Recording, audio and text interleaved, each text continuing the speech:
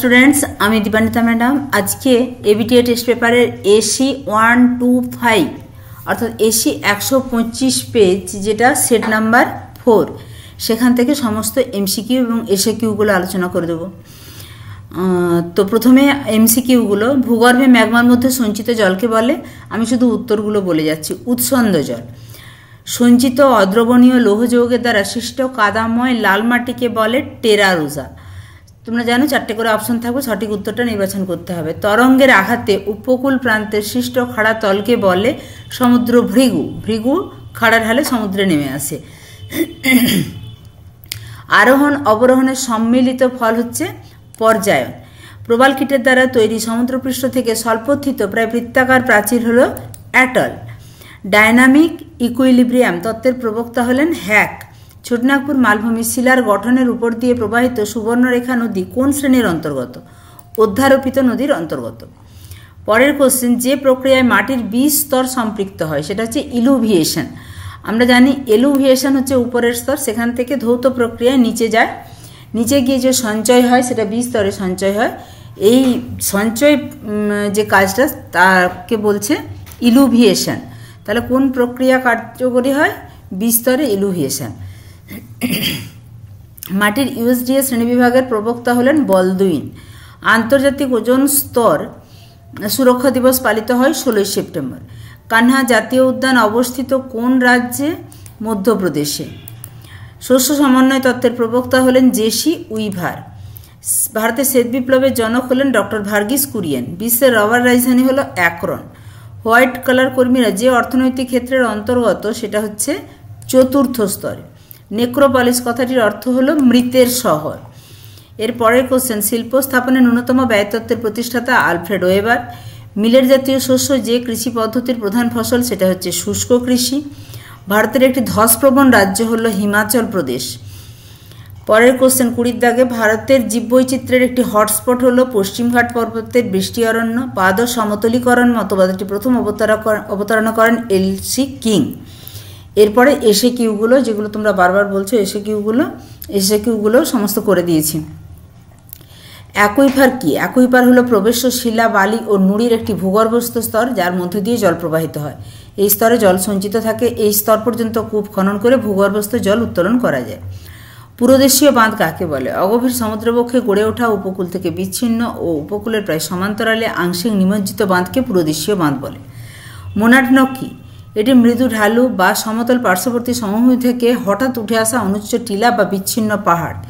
এদের নবও বলে, রিজও বলে মোনাডনককে। এই লাইনটা না দিলেও দিতে পারো। তাহলে পার্শ্ববর্তী সমতল ভূভাগ, সেখান থেকে হঠাৎ অনুচ্চ টিলা, সেটাই হচ্ছে মোনাডনক। মোনাডনকগুলি সাধারণত কোয়ার্জাইট বা কম সংযুক্ত, মানে তাদের মধ্যে সংযুক্তিকরণটা কম, এরকম আগ্নেয় শিলা দ্বারা গঠিত। নিকবিন্দু বলতে কি বোঝায়? নিকবিন্দু হচ্ছে নদীর পুরানো ঢাল এবং নতুন ঢালের মিলন স্তর।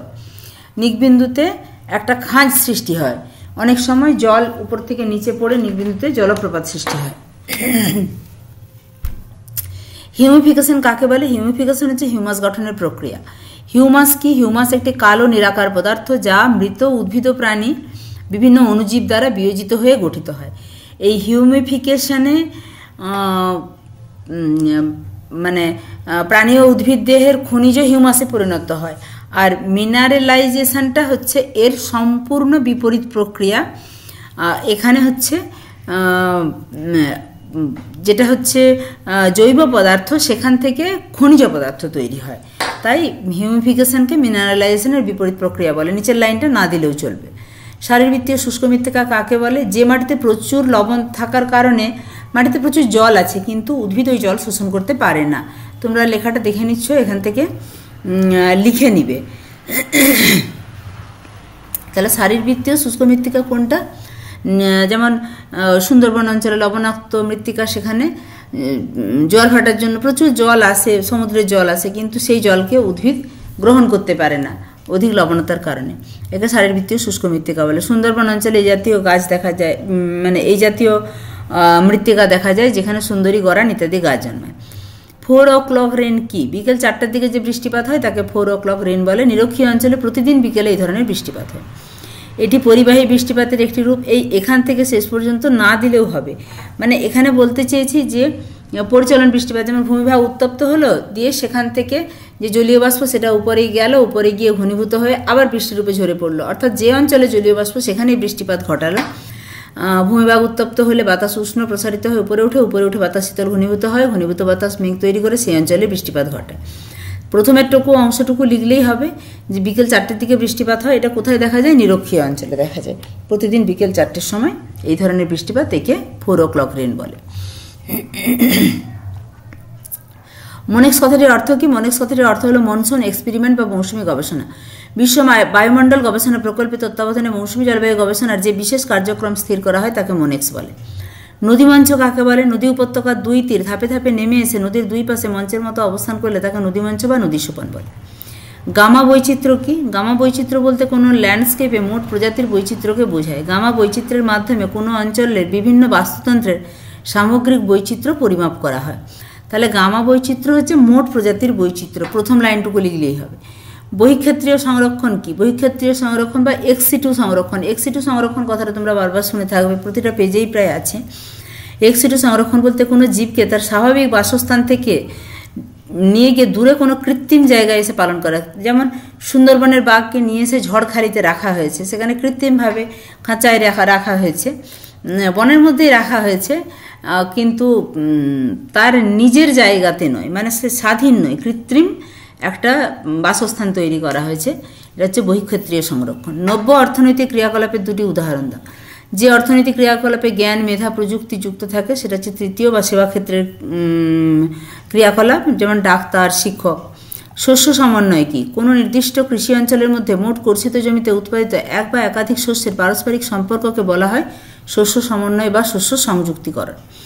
ভারতের 2টি চীনাবাদাম উৎপাদক রাজ্যের নাম? গুজরাট, তামিলনাড়ু।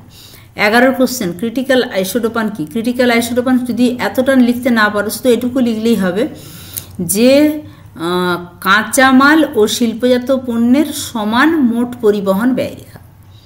মোট পরিবহন ব্যয়রেখা মানেই কাঁচামাল এবং শিল্পজাত পণ্যকে একসঙ্গে বোঝানো হয়।